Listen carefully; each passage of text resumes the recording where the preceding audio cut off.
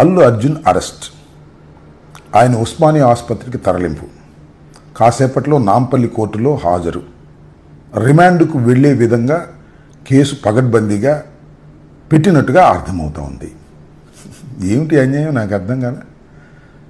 అల్లు అర్జున్ అంతర్జాతీయ ఖ్యాతిని గడించినటువంటి వ్యక్తి. పుష్ప 1, పుష్ప 2తో తెలుగువారికి గొప్ప పేరు ప్రపంచవ్యాపితంగా తీసుకొచ్చాడనేటువంటి భావనతో అందరు తెలుగు వాళ్ళు ఉన్నారు.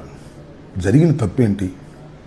సంధ్యా థియేటర్లో ఆ రోజు సినిమా చూడటానికి ఎప్పటిలాగానే, అంటే తన సినిమా రిలీజ్ అయినప్పుడు కుటుంబంతో సంధ్యా థియేటర్కి వెళ్ళే ఆనవాయితీ ఉన్నటువంటి హీరో అల్లు అర్జున్ ఆ రోజు సినిమాకి వెళ్ళాడు.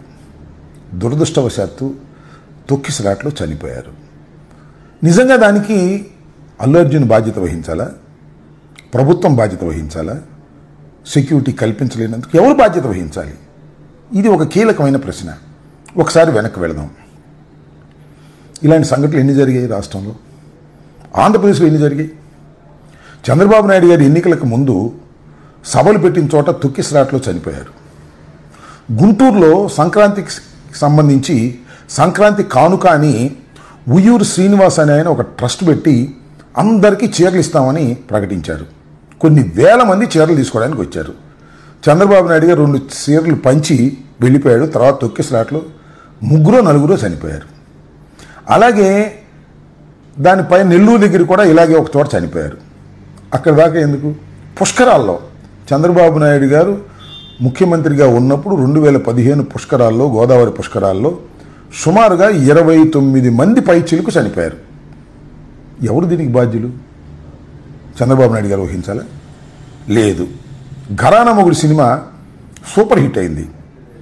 ఆ శతదినోత్సవానికి అనుకుంటా సాక్షాత్తు చిరంజీవి గారు గుంటూరు వచ్చారు, బ్రహ్మానంద రెడ్డి స్టేడియంలో. అప్పుడు తొక్కిసలాట గురై చనిపోయారు. దానికి ఎవరు బాధ్యత వహించాలి? ఇప్పుడైనా ఒక విఐపి కానీ, ఒక ప్రఖ్యాతి చెందినటువంటి వ్యక్తి కానీ వస్తున్నప్పుడు సెక్యూరిటీ కల్పించవలసినటువంటి బాధ్యత ఆ ప్రభుత్వాల మీద ఉంటుంది. అంతే తప్ప అతని మీద ఉండదే. నాకు ఆశ్చర్యం ఇదంతా కూడా. పుష్ప హీరోని ఇవాళ అరెస్ట్ చేసి టీవీలన్నీ అదే వార్తలు.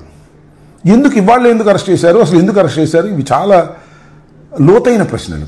ఎందుకంటే ఇవాళ రైతులకు సంబంధించినటువంటి ఉద్యమాన్ని మొత్తం టోటల్గా మా అన్ని జిల్లాల్లోనూ, ఆంధ్రప్రదేశ్లో ఉన్న జిల్లాల్లోనూ అన్నిటి చోట ఉద్యమాలు జరుగుతూ ఉంటే దాన్ని డైవర్ట్ చేయడం కోసం చంద్రబాబు నాయుడు గారు చెప్తే ఆ ప్రభుత్వం అరెస్ట్ చేసిందా అనేటువంటి ఒక ఆలోచన ఉంది పొలిటికల్గా.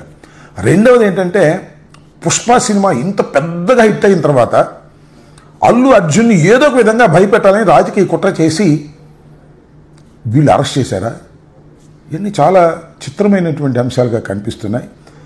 అల్లు అర్జున్ సినిమా అద్భుతమైన విజయాన్ని సాధించిన తరువాత ఆయన్ని తెలంగాణ ప్రభుత్వం ఇష్యూస్ని డైవర్ట్ చేయడం కోసం, ఆయన మీద కక్ష తీర్చుకోవడం కోసం ఒక కుట్రపూరితంగా వ్యవహరిస్తుంది అనేది నాకున్నటువంటి అవగాహన మేరకు చెబుతున్నా. ఇది దుర్మార్గం అని కూడా ఈ సందర్భంగా నేను చెప్పదలుచుకున్నా. ఇలాంటి దుర్మార్గాలకు ప్రభుత్వం ఒడిగెడితే ప్రజాస్వామ్యం బతకదు, గుర్తుపెట్టుకోమని మనవి చేస్తున్నా. సరే, ఓకే, అరెస్ట్ చేశారు, రిమాండ్ రాకుండా జైల్లో పెడతారు, ఏమి సాధిస్తారంటున్నా నేను. అల్లు అర్జున్ మీద మీకు అంత కోపం, అంత కక్ష ఉండవలసిన అవసరం లేదు. ఏ ప్రభుత్వానికైనా చట్ట ప్రకారం చేయాల్సింది చేయండి.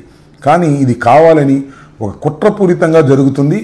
దీని వెనుకాల ఎవరి హస్తాలు ఉన్నాయో సులువుగా అన్నీ బయటకు వస్తాయని కూడా ఈ సందర్భంగా చెబుతూ, అల్లు అర్జున్కి భగవంతుడు ధైర్యాన్ని ఇవ్వాలని, ఖచ్చితంగా ఇలాంటి కుట్రపూరితమైన విషయాలను తట్టుకునేటువంటి శక్తి అతనికి భగవంతుడు ఇవ్వాలని మరొకసారి కోరుకుంటూ, ఇది అన్యాయమని తీవ్రంగా ఖండిస్తున్నాను.